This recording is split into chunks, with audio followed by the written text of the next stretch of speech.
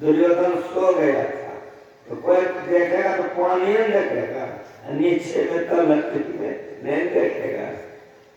लेकिन उस विद्या को भीम जानता था, दुर्योधन के पद चिन्ह से समझ गया कि इसी में आकर के कहा, तो पांचों भाई पांडव भगवान श्री कृष्ण वहां गए, ललकारा, उसने बोला तो खूब बढ़िया से ललकारा, तो वीर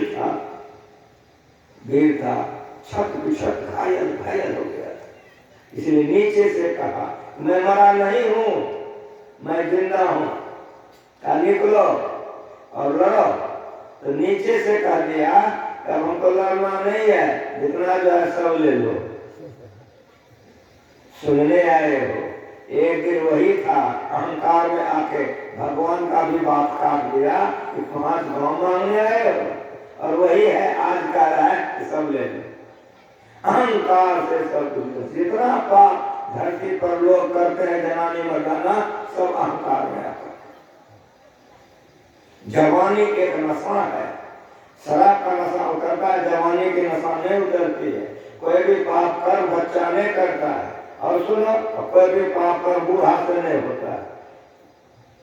इसीलिए जवानी में ईश्वर का भजन करे बड़ा कठिन है, इसलिए संतों के वाणी में वैराग्य है। 16 गगन के मध्य में छत्र की छाही ले, स्वयं दुर्योधन मिली गए माटी के माही। भवसागर में आए के कछुटियों ने नेता रे, यह जरा अनमोल है, कोई को फेंका है। जिस शरीर से आप परमात्मा को प्राप्त करके परमात्मा बन सकते थे, उसको अगर विषय भोगों में आप बर्बाद कर रहे हैं, उसको परत दुख पावे, सिर धन पछताए, काल है कर्म ईश्वर ही बेटा दोष लगा। भगवान श्री राम यह तन कर फल विषय में भाए, स्वर्ग स्वल्प अंत दुखदाई, न तन पाए विषय मन दे ही, बल सुधाते सब विषय। ताय करो भल कहे कोई, गुंजा गए प्रश्न नहीं कोई, आकर 4 लक्ष्य 84, दोनों धर्म के जीव अविनाशी, फिर सदा माया कर प्रेरा, काल कर्म स्वभाव गुण धेरा आदि आदि। यह शरीर विषय भोग के लिए नहीं है, जितना शरीर है सब विषय भोग के लिए है, यह शरीर विषय भोग के लिए नहीं है। भगवान श्री राम ने अपनी प्रजा को कहा, यह तन का फल विषय होता है, ये शरीर विषय भोग के लिए नहीं है।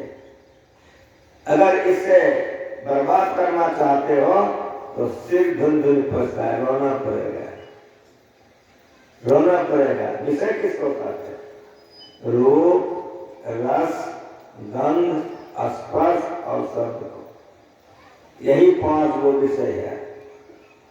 ये 5 विषय में डूब डूब के सारा दुनिया मर रहा है। संसार सागर भव सागर है, जैसे सागर में पानी है, जाओगे तो डूब डूब कर मर जाओगे, उधर भव सागर में पानी है, रूप, रस, गंध, स्पर्श और शब्द। ये जो रूप, रस, गंध, स्पर्श शब्द है, यही पानी है, यही पानी में। इसमें सब डूब डूब के मर जाते हैं। मीन भृंग पतंग कुंजर, एक दोष विनाश नहीं, 5 दोष असाधुता में टिकास। मृगा को कहते हैं,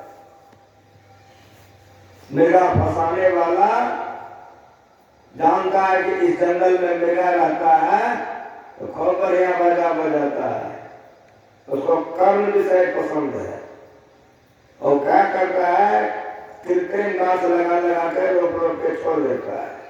जब वो बाजा बजाने लग जाता है तो उसी को सुनने में वो मशगूल हो जाता है, शरीर का ख्याल नहीं कर गिर जाता है। बहेलिया बगल में रहता है, उसका नाभि चीर करके निकाल के चला जाता है, मर जाता है। मृगा का जान कान के विषय से चला गया। मीन मछली को कहते हैं, मछली पकड़ने वाला देखते हो बांस के छिपा में रस्सी लगा देता है, उसमें लोहे का एक कील दे देता है, चारा लगा करके पानी में फेंक देता है। मछली को जीहा का विषय पसंद है, रस निगल जाती है, लोहे में चारा है, निगल गया, परिणाम क्या होता है? जीवन उसको बाहर निकाल के जान मार देता है, पका के खा जाता है। भेंग भौरा और नाक का विषय पसंद है। जहाँ कमल का होता है, कमल पर भौरे बैठते हैं, कमल का सुगंध बहुत मीठा होता है, वो मशगूल हो जाता है। भौरा सुगंध लेने में मशगूल हो जाता है। परिणाम क्या होता है कि जैसे जैसे शाम होता है, रात हो गई तो कमल ऐसे बंद हो जाता है, सूर्य उगता है तो कमल खिल जाता है, जैसे जैसे शाम होता है कमल ऐसे बंद हो जाता है। तो भौरा है नीचे में, लेकिन वो सुगंध विषय इतना पसंद है, वो निकलता नहीं, चाहे तो काट के निकल सकता है, उड़ सकता है, लेकिन नहीं, उसमें रह जाता है। परिणाम क्या होता है? जैसे हाथी आया, सब कमल खा दिया, दम से लग गया। कुंजर हाथी को कहते हैं। पहले राजा लोग थे, बहुत बहुत हाथी पोसते थे। मस्त गजराज सबको फंसाने के लिए सीखी हुई हथनी को जंगल में छोड़ देते थे। आगे में एक गड्ढा बहुत बड़ा बना देते थे, उस पर बांस वगैरह चचा लेकर खरपात दे देते थे, जिससे कि गड्ढा टिके नहीं। तो सिखाई हुई हथनी जंगल में चली जाती थी। मस्त मस्त गजराज सब जब हथनी को देखता था तो स्पर्श विषय प्राप्त करने के लिए हथनी का पीछा करता, हथनी वहां से भाग जाती थी, सिखाई रहती थी। तो वो जो भागती थी तो वो जानती थी कि गड्ढा वो ऐसे घूम करके ऐसे आती थी। और वो जो कामातुर होता था तो देखता था सामने में जा रही है, तो सीधे चल देता था, तो सब हराम हराम सब गिर जाता था गड्ढे में। अब गड्ढा है 4 दिन 5 दिन तक भूखले रखता था हाथी को, तो कतनो मस्त कोई रहे तो भोजन नहीं मिले तब भी कैसा होगा।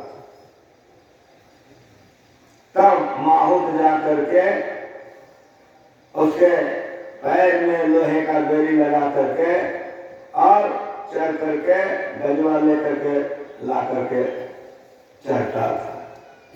एक एक विषय के चलते एक एक प्राणी का जान चला गया, दुर्गति हो गई। मृगमीन भृंग पतंग कुंजर एक दोष गुना सही, पंच दोष असाध जानते की प्रतिकाश। हमको पांचों चाहिए, आंखों का चीज चाहिए, कानों का चीज चाहिए, नाकों का चीज चाहिए, जीभों का चीज चाहिए। इसी को विषय कहते हैं, इसी को विषय कहते हैं। इसलिए भगवान श्री राम ने अपनी प्रजा को कहा, रामायण पढ़िए कि नर्तन भाव बारिद कह गए, संसार सागर करने के लिए हम लोगों का शरीर नाव है। अब बढ़िया से थोड़ा सा सुनिए आप लोग। नर्तन भाव बारिद कह गए, रूप रस गंध स्पर्श और शब्द यही विषय है। इसी में क्या मूर्ख क्या पंडिता, दोनों एक समान, सब एक हो गया है। दुर्गति हो रहा है। जितने आए धरती पर सब इस विषय में डूब डूब के मर गए, चिता में जल गए। जितने हैं डूब कर रहे हैं, जितना आएगा सब डूब डूब के मरेगा।